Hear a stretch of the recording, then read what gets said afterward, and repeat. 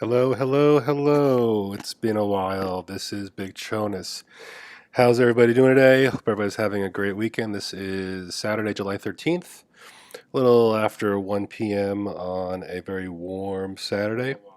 It's been a while since we have spoken on a live show. Got to adjust the date there, apparently, don't I? Since it was June 27th, apparently, the last time we talked. Hope you guys are doing well. What's up, my 2 cents? Dragon. Hello, Dan. Hello, Joel. Hello, Dane. Hello, Jeanette Crypto. Thanks for spending some time with me today. I got the Bitcoin chart up. We're going to check a look at some interesting indicators. Try and figure out what kind of pattern this potentially is. Take a look at the very tight time frame, and then kind of zoom out to some wider time frames. Take a look at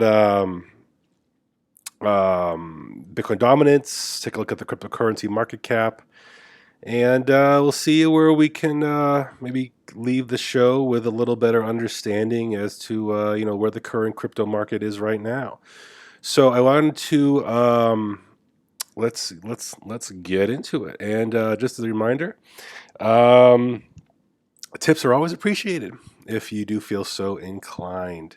So let's just start with the basics. Let me just go to the daily chart. Let's start. So the very first thing I like to do when I want to just get an overall sense of where, Bitcoin is based on the important indicators I like to use.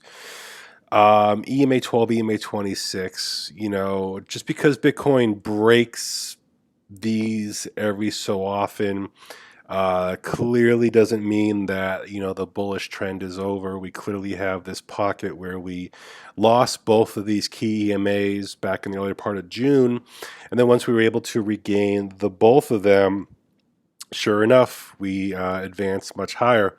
Once again, we are flirting with trying to maintain support above these two EMAs. Now, you can go all the way back here to like right here till early March was the last time prior to this cluster here in early June where we had lost both of our EMAs. Prior to that point, everything above was holding the price action all the way. So we have lost intraday EMA 12 support, but our backup EMA 26 is holding. What's interesting about this particular area here is last time we had this very nasty intraday breakdown of the EMA 26 before regaining this was a very nice hammer on the daily.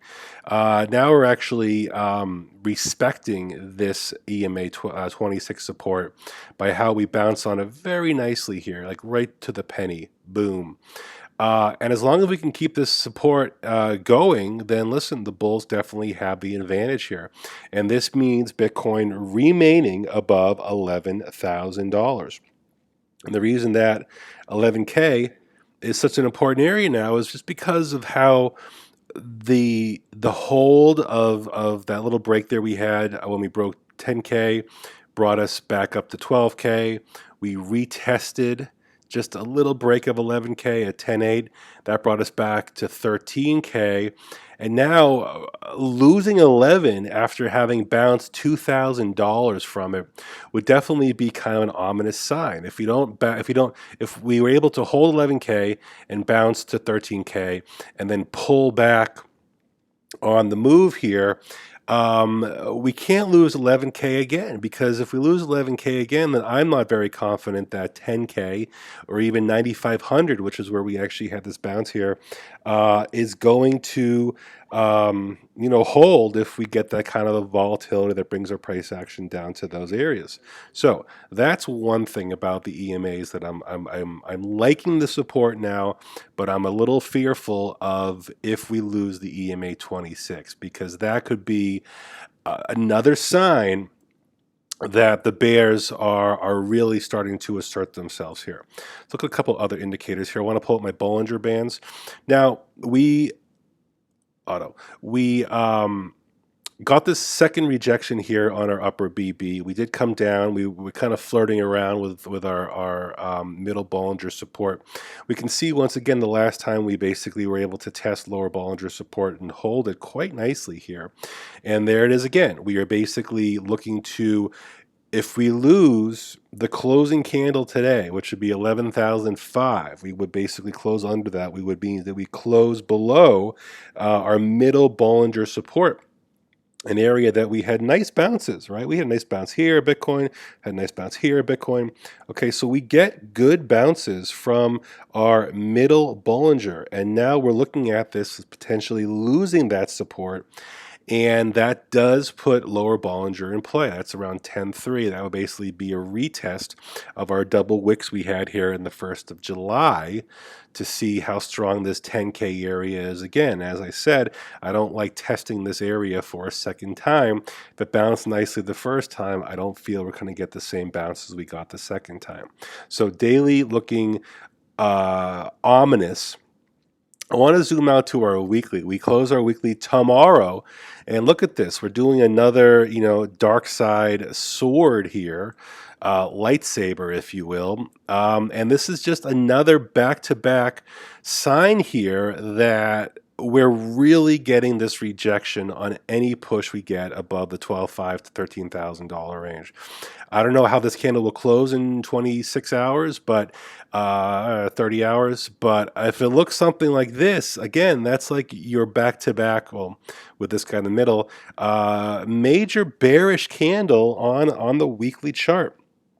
And that is very important. I actually still see this last week's candle combo as our shooting star, and then kind of like a topping hammer, and not even though it bullishly engulfed, not a bullishly engulfing bullish candle, but you can see we were able to get intra-week to a higher high and then brought that all down. So this weekly is looking very bearish to me. As it currently stands. Now, if we're able to put in a higher close, which would still put our closing candle around 11.5 and make this candle green, I'd be a little more optimistic because we were able to put in a higher high on the weekly close, which would still keep the trend intact. But if we get this thing with a much more longer candle body on the downside, and that would make it more of a legit shooting star, I got to start to think about the middle Bollinger on the weekly, and that's right around $7,000. But let's look ahead of ourselves. Stick to our daily chart for now. So that's where our Bollingers are. Now, a couple more things I want to bring up. Let's bring up our triple EMAs, okay? We haven't even touched our, triple MA. Haven't even touched our MA50. Look how long it's been since we've touched our MAs. And look at this support where the price action just hovers like a cloud of pump. Up here, up here, up here. Okay, hasn't even begun to test the MA50. And that's around $10,000, a little under 10K here as we go through the days ahead there. So these MAs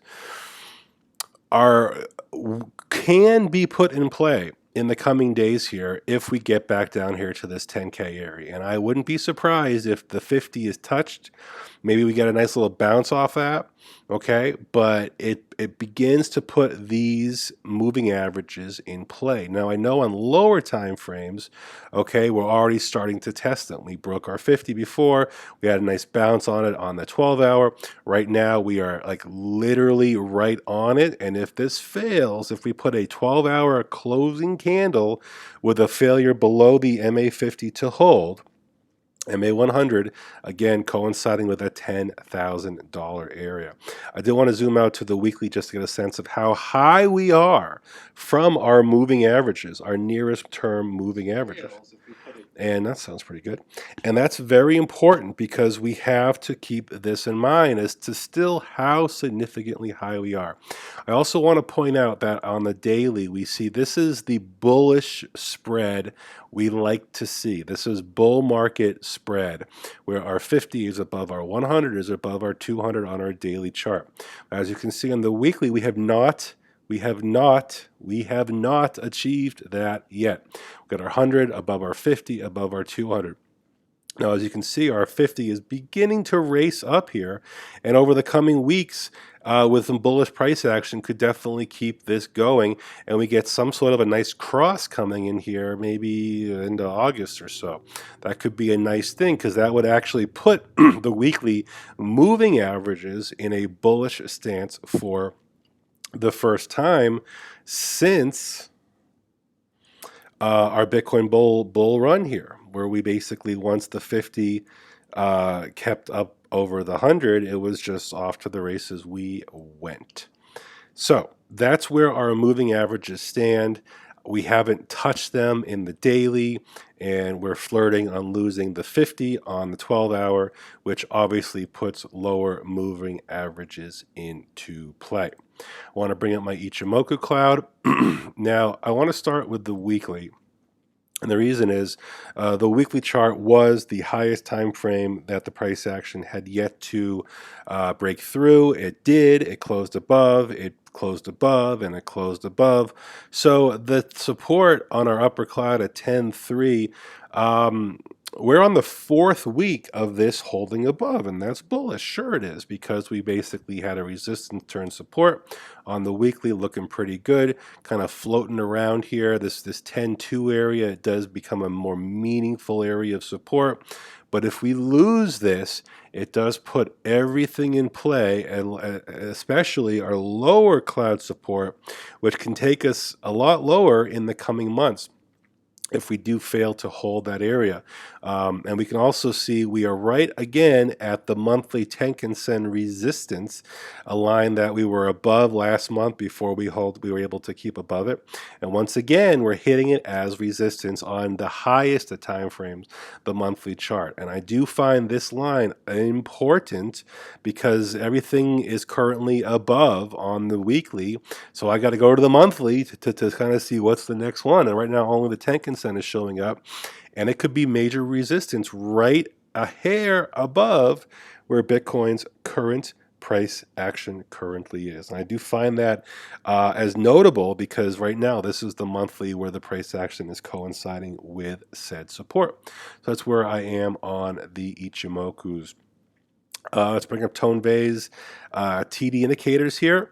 A couple interesting things. So listen, our weekly chart is telling us we're on a 5. Okay, we can still have potentially 4 more weeks of upside ahead of us here. 1, 2, 3, 4, as long as we keep our price action above 10.8 on this current weekly candle. And then, again, 10.8, basically have 2 weeks in a row where we can hold above 10.8 and keep our bullish count intact and do a 5, do a 6, and then 7 would have to be above 11.5 to keep that going. Please note, we have already done a 9, followed up by another 9 on the weekly chart here. So very bullish, very bullish. We could still go for that 999 there, but that's definitely something that we have to keep an eye on. If we lose this bullish count, which would be the first time on the weekly chart that would happen, and that would begin with a weekly close now. 1, 2, 3. Oh, this would be way down here, but actually it would be next week. The Keystone has to maintain a 10.8 area of support. We also know that last week we did put in a combo 13 as well as an aggressive 13. Daily, we are flirting with a bearish entry, and this is what Tone talks about, and basically how the TD works is once you get a red 2, a red 1 below a red 2, a red 2 below a red 1. We didn't get that on the yesterday's candle. We did have a red 2, but it closed above the red 1 because these correspond with the previous 4 back candles. But today's candle with a red 3 that could go below a red 2 does set up that short trade in the assumption that we actually can go another 9 day, or I guess it would be 6 days more, to do a red 9 count on the down. Intermediate counts are still kind of mid. I do note the 12-hour had a beautiful 9 here, which was a 9 before it flipped to a 1 in the candle. but this was a very interesting thing. We haven't had a 9 on the 12 in forever, and the fact that we did hit it right there is currently marking our local top at a little bit under or a little bit above $13,000. And because we've basically been doing this sideways chop here for the past couple days, every count is more or less in a mid cycle. Go down to the 1. And yeah, we're just in mid cycles here. So nothing really on the TD that's screaming top or bottom, but the daily is definitely flirting with that chance of a continuation. If we close this red 3 above, I mean, I'd like to see this close, or at least the next candle close below these wicks here. So if we get a close below like 10.8, then by all means, that the bearish count on the daily TD, in my opinion, definitely gets much more interesting and put into play. Real quick here on the daily, I just want to look at a couple other things. This is our on balance volume. Still consolidation mode. Not that bad. You know, it's starting to lose a little bit of its luster.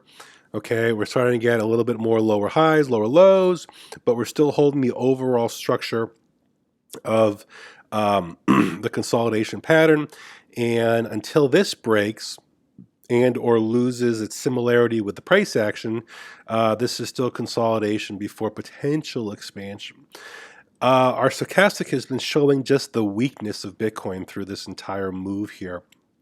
We did have a nice upthrust that was really kind of lost, and we're not really building some decent momentum here. And I do find that a little ominous because this is not showing us that Bitcoin has really regained any notable strength in the past several days here. And our daily RSI is flirting with losing 50. Now, we have to think about the RSI in a couple ways. We do like looking at resistances.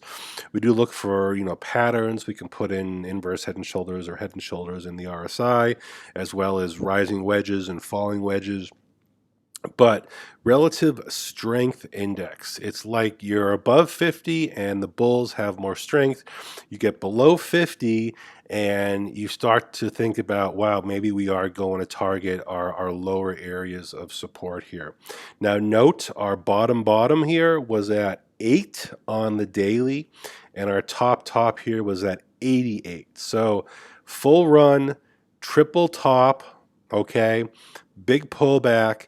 And once again, we're in an area where we had found bounce support in the past, okay, but we're not entirely sure we're going to find that now.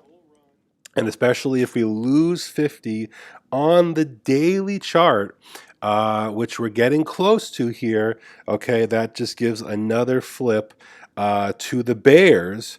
For them to be, okay, maybe they're really beginning to reassert their power here. So a couple indicators here I'm going to continue to keep an eye on and of note. All right, let's talk about patterns. So what the heck is Bitcoin doing in this consolidation zone, okay? So the clearest one is just the simplest one, and that's just basically this big-ass triangle that can take another month if it wants to keep its consolidated form in play. Now, this could be an ABCDE, okay, where we just got our B rejection. We're still waiting for a little C here. We get our, oops, where's our DE? That's not the right one. There we go.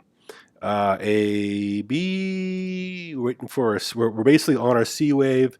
We're going to do a little D. We're going to do a little E, go to the rave, and then our E wave breakout is supposed to be our bullish expansion of this consolidation triangle. Totally a possibility, absolutely in play.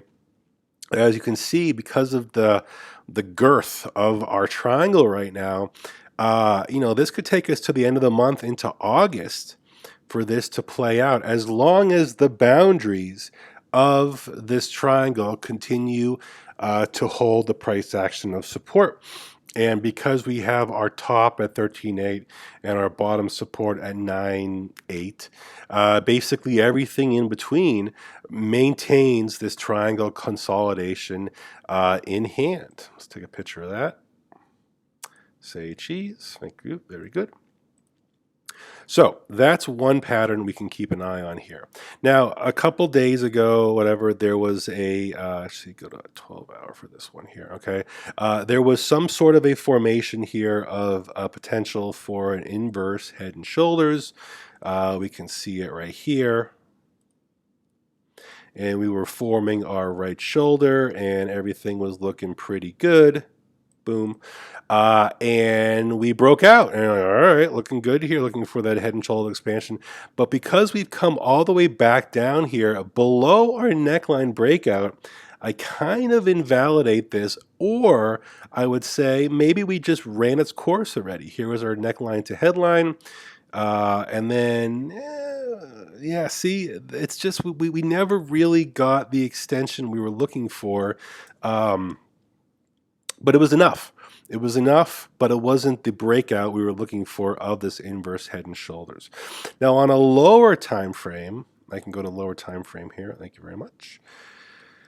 I almost see a head and shoulders, and I did a little tweet about this earlier in the day here. I actually like the structure of this because of the head and the really defined neckline here to be very clean. Head and shoulders are subjective, but the cleaner they look, the more confident I can be in their pattern.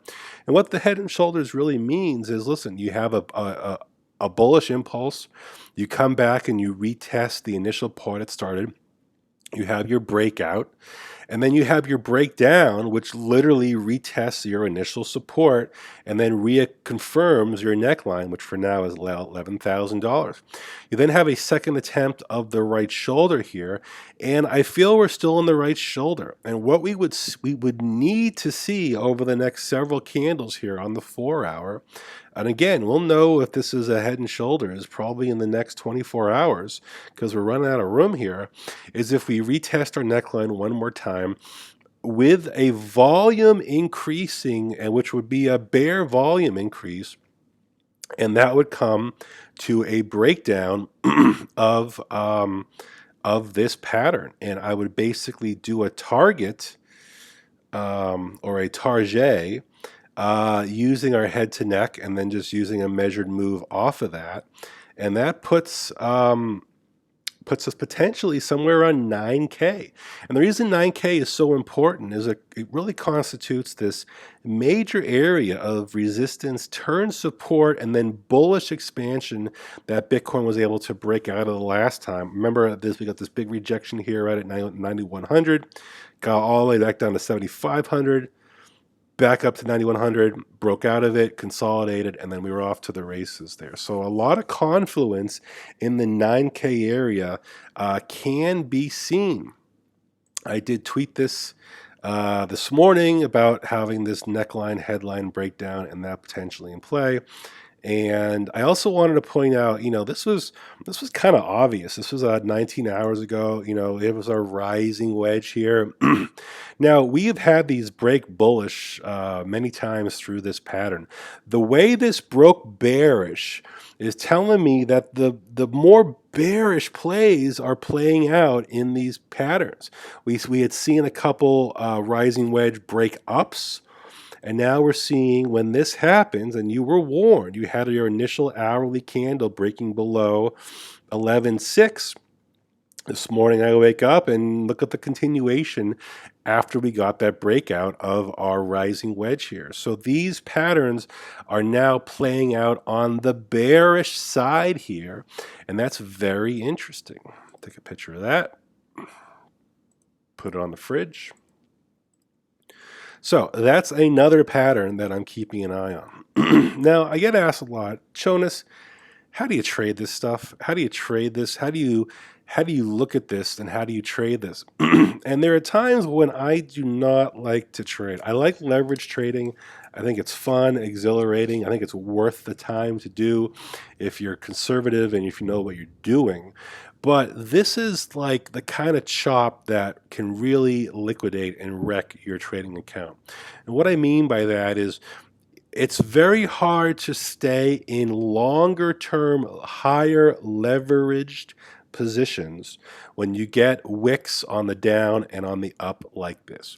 If you caught this wick here at 11.2 and you weren't out by 11.4, okay, then you're probably getting stopped out on the pullback here back to 11.2s, right? Let's say you caught this wick at 11.2, get back up here. If you weren't out by 11.4 again, you're getting stopped out on this freaking candle here, this 15-minute that was death before it became a hammer. Once again, if you got in again at 11.2 and blasted up here, and if you weren't out again by 11.4, okay, you're going to get stopped out again. So these are flips. These are not swing trades or long trades or day trades. These are scalps. And you need to know that these are scalps, because if you're in a highly leveraged trade, um, a 2 point, if you use a highly leveraged trade, a $200 move in Bitcoin is probably going to stop you out or take your profit into loss, and vice versa. So in this kind of a trading pattern, I'm not trying to go for the home run. I'm not trying to hit the nut bottom or hit the nut top if I'm short or long this. I'm in and I'm out. I flip my bias very quickly because the market is just putting these traders through the woodshed here on these very volatile moves here. Now, volatile moves yield opportunity. This is the kind of thing that as scalpers we do like, but you have to know that this is scalp trading time and not longer entries, because of the way that the wicks are probably stopping us out if we're in a higher leverage trade with minimal play on either side. Now, if you can do a lower leverage, or you're on a higher leverage but you get more money or more crypto in your portfolio where you can keep a wider buffer of several $100,000, then by all means try and hit your nut top or your nut long or short or long here. But for me, I'm seeing this as pure scalps. Quick long, quick short. I'm in the profit, I'm in the green. I'm going to start scaling out until we get more of a defined direction in Bitcoin. Okay, the bears, I'm leaning the bearish side here, but because of the overall situation where Bitcoin is still over $11,000, and not just that, if you look at since June 23rd, July 13th, so we're about 3 weeks now, we're finding a medium zone. Scared of you, head and shoulders. We're finding this zone here, okay, continuously back in the 11.3s. We break above it, we come back below it, we find support into it, above, below, 11.3, 11.3, 11.3. And so 11.3 in my head is kind of that that price area between the bull side and the bear side. 11.3 is kind of our middle zone here, and because we're again right there, I'm not trying to take a more biased position. These are just little scalps here and there.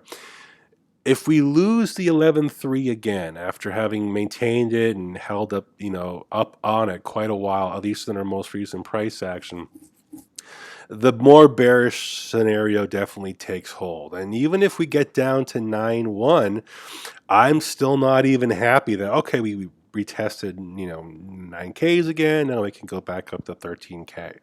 Once the damage is done, once the bubble is popped, and it is very possible that we have seen the bubble pop. We're seeing it pop in slow motion here. We had our blow off top. This was a blow off top. We did 30% Bitcoin in like 3 days here, 36 hours, 30% Bitcoin. This is all the characteristics of a blow up top with intense volatility. And I've been kind of trying to study our last blow off top, Bitcoin 20K, to get kind of a sense here as if we're doing a very similar thing. And what I mean by that is I'm watching the pattern we're putting in now, and it's a little bit of a fractal. We're not going to see exact, moves and stuff. But what this is showing me, and I almost want to use the similarity of this $15,000 Bitcoin here, where Bitcoin was hovering at 15K, up and down, and back when we had our parabolic move, and it was looking good, and 15K was kind of the zone where we found support, we found resistance, we regained our support, and then once we lost that support at 15K, we fell pretty darn quick. Now, what do we have here? We had an up, we had a down, we had a lower high, and then boom. What do we have now? We had our up, we had our down, we have our lower high, and are we in the middle of the boom right here? And the boom, once we broke that area, we really began to fall pretty darn fast. And that's because this zone, and potentially this zone, where the market was basically teetering, are we going to go bullish, are we going to go bearish, chose the bearish way, and we know what history was sent in from there. This is the breakdown that could take Bitcoin not just to 9K, but much lower in a pretty volatile breakdown move. And I totally do see similarities as we see our price action right now compared to where we had seen it back when Bitcoin was at 15K, trying to define is the party over or not.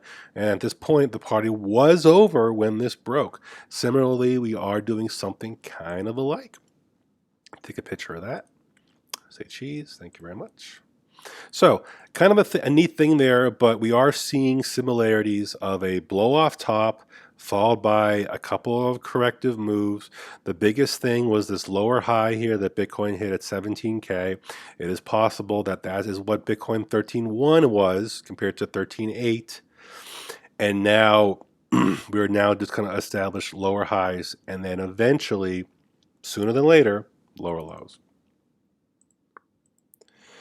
How are we doing on time here? 34 minutes live. Hey guys, I want to thank you for hanging out with me. Not done yet, but I want to thank the 93 of my closest friends watching me live here. It's been a while since we've chatted, and I much appreciate you guys hanging out with me on this warm Saturday. I want to look at a couple other things. I wanted to bring up Bitcoin CME futures. This is actually, I want to go to the weekly. So we still have,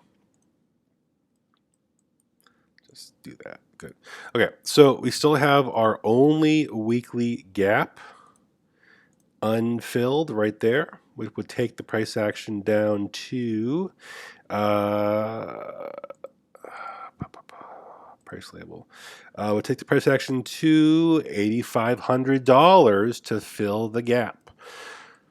Last week's price action from top to bottom means that the opening candle, which opens tomorrow night, to not have a gap would need to open somewhere between, or at least higher than $11,000. To open in the previous week's entire candle shadow, and basically that's important that we have to have that open within that candle body, in the candle range, or else we open up another gap on our weekly chart. If we open up a little lower, then there'd be a reason to go higher. I don't think we're going to open up above 13K unless Bitcoin rips $2,000 in the next 24 hours. I'm not expecting that. But I still see this gap as significantly needing to get filled, just as this one was here 2 weeks ago when there was a gap down to 10,000, and that did fill a couple days into the week. So we get 24 hours to see where this opens up. I wanted to make a quick comment on Bitcoin longs and shorts. Had a couple questions about that. I got no freaking idea what's going on with longs and shorts. This is on Bitfinex. Longs are at 23,000 Bitcoin. Shorts are at 7,000 Bitcoin. We haven't seen a disparity like this in such a long time. This absolutely favors the bears because of how much the shorts are over leveraged. How much the longs are over leveraged compared to shorts. There is for 16,000 more Bitcoin longs right now than shorts, and this can put downward pressure on those who are in a long future or Bitcoin long on the Finex exchange. I'm not entirely sure how accurate this data is. So I'd say this heavily favors the bears, but I'm not entirely sure how strong this data really is and how accurate it is there. So that's the longs and the short of it. Let's go back to our Bitcoin here. Take a look. Remember, guys, I love a thumbs up. If you would be so kind to hit that thumbs up button, as well as a subscribe to my YouTube channel. And let's take a look here. I just want to keep the sense here as to what's happening in this little cluster of market structure here. As I said earlier in the show, this is where you lose the most money if you're over leveraged and think you're trying to catch a bottom or a top. These are trades you have to exit and enter in a timely manner. Maybe no more than an hour, but what you're seeing is upper wicks, lower wicks, get you out of your trade.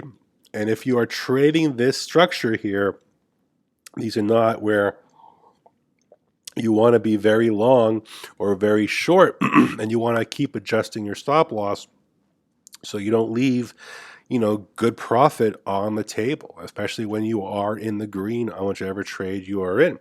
So just for instance, if you were able to pull a short here when Bitcoin got above 11.4, or if you were thinking that this 15-minute hammer was just kind of a fake out, and you did enter a short here, 11.4, you're already in some nice little profit here, and you're just moving your stop loss down, protecting your profits now. And if you get a spike up back there and you get stopped out, c'est la vie. You're in the profit, you made your money, and you protected yourself. Now you see our price action is breaking below our previous swing low, okay? So if you were in a long here and you put your stop loss to break even, you're out of your long trade and you didn't make any money because you didn't take profits over this. That's why this is the kind of chop that can chew you up if you don't know what you're doing. Now we're getting to a point here where I'm sure some longs, people are trying to figure out where's a good long entry here. Okay, because now we're in a cluster, these wicks, and now this wick here, okay, might be a good little scalp long here because we do see the support here and the higher low. Here's your low, here's our higher low, and we're just at a higher low here. So there might be a quick scalp here, but this is treachery because what's going on here is we just broke our lower high support, and because of this candle here, again, we'll see where our 15-minute ends up. This could definitely put some lower targets in play. But, little oversold, a very low time frame here. Might be a quick long scalp here, but again, to each his own. Personally, if you're not in a short, maybe I would wait to see if the price goes a little higher to enter your short at a higher price. And if you're kind of long right here, keep your stops super tight, because if the price does not respect this bounce and this bounce at 11.1, or sorry, at 10.9, 11.1, and now at 11.120, this can definitely sink a little lower, a lot lower for sure. So keep this in mind. This is the current trading environment we're in, where you got to quickly be comfortable with trading, with changing your bias in a trade. And remember, a trade is only a trade when you exit that trade. If you make an entry and you're in the money, it's not an official trade until you close that trade out and take your profit. So as I said, I expected a little support here because of where these previous wicks are. There is a liquidity zone, we call it, where people have orders to purchase. Okay, and this is basically another touch of this liquidity zone. We've had two nice bounces here. I don't like triple tests of liquidity zones. These are where you basically get those stragglers catching along here and then it fails. How many times does 11.1 have to get tested and give it all back before the market's like, no, I don't have faith in 11.1 as being meaningful support? And even though we're getting a little support here now, I don't have a lot of faith in this area holding, because once again, 2 days later, we're back here and we're testing that area. William asked, how do I leverage if I live in America? And the answer, William, is you need to get a VPN. And once you get your computer with a VPN, you can then use the leverage trading sites that are not allowed for American consumers, having your VPN basically hide your true location.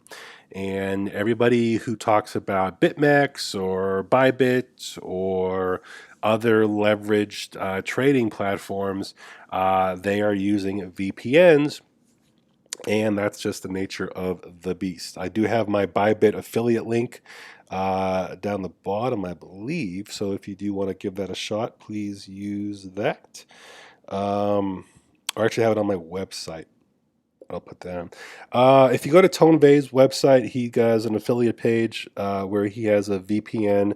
And I think I used the TorGuard one. So I just clicked that one, and it's cheap. It's literally like $8 a month or like $20 for a quarter, and it's very easy to install. And not only does it allow you to do that, but also it can protect you as a trader and as your computer as well.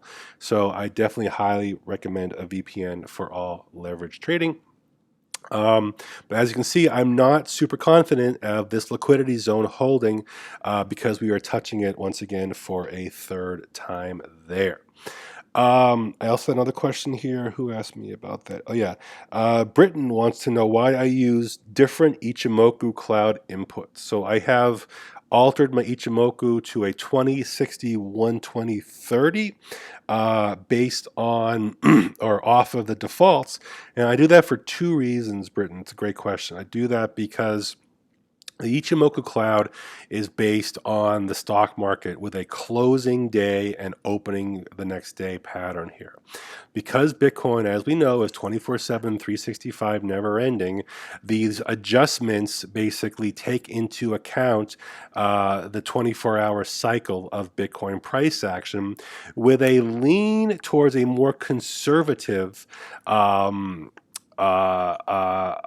indicators. So I basically have my cloud settings a little more conservative and a little more based on a 24-hour cycle. And because of that, my clouds may, support and resistance areas may look a little different than others.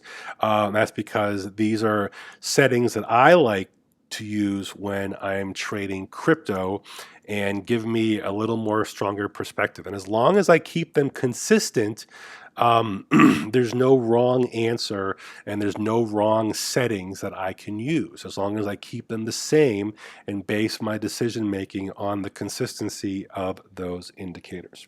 Hope that helps answer your question. Heck, any more questions? I'll get a few more minutes here. I didn't want to go more than about 50 minutes here. But as you can see right now, Bitcoin is retesting this liquidity zone for a third time. I don't like when that does that. We might get a little support here initially, but how many times can Bitcoin test 11K before it fails to hold. And that's kind of where I'm at right now. Real quick, things I'll be watching for on tomorrow's close. Okay, will be the shape of this candle here. Very bearish look to it right now. More of a shooting star, bearish shooting star than the previous one here. We get 24 hours to really save this weekly candle, or else the bears could definitely reassert themselves in a much more of a continuation pattern. Otherwise, what we talked about earlier in the show, this very long trial consolidation could still be in play. On the shorter hand, we could see this right shoulder fail to hold, or this neckline confirmation fail to hold, and then that 9K or 8,500 area in play puts us to close that CME futures gap.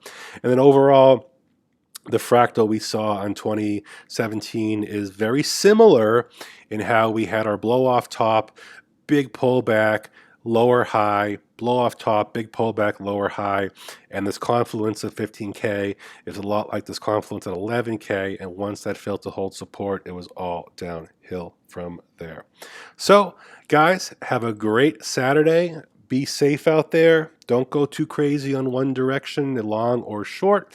If you are taking trades either way, I recommend you, if you're in the money, immediately put your stop loss there. Immediately lower either a trailing stop loss. Make sure you don't lose that. But I'm not very confident that 11K, that we see in the current price action, will hold. Any oversold price action will yield limited short-lived bounces, okay, that can basically get corrective and kind of reset the chart. But as you can see here, we're just getting weak. Everything looking weak here. And now our hourly is once again back under 30. I think we're going lower. I think we're kind of break through 11K. I wouldn't be surprised if tonight we actually close our daily candle as a bearish engulfing and something potentially in the tens, which will definitely set up tomorrow as our last saving grace to hold our weekly candle, or else next week will be quite a week. So with that, thank you guys for hanging out with me on this fine Saturday. Please hit that thumbs up button. Please hit that like button. Remember to follow me on YouTube. Remember to follow me on Twitter. I will definitely keep you guys posted of what my thoughts are on the price action of the current market. And let's get to 40,000. I'd love to hit 40,000 followers by the end of the month, if not sometime in August. I'm very flattered and humbled by all your true support, and look forward to talking to you guys soon. Until then, it's Big Chonis. Have a great day. Have a great week. Talk to you soon. Peace.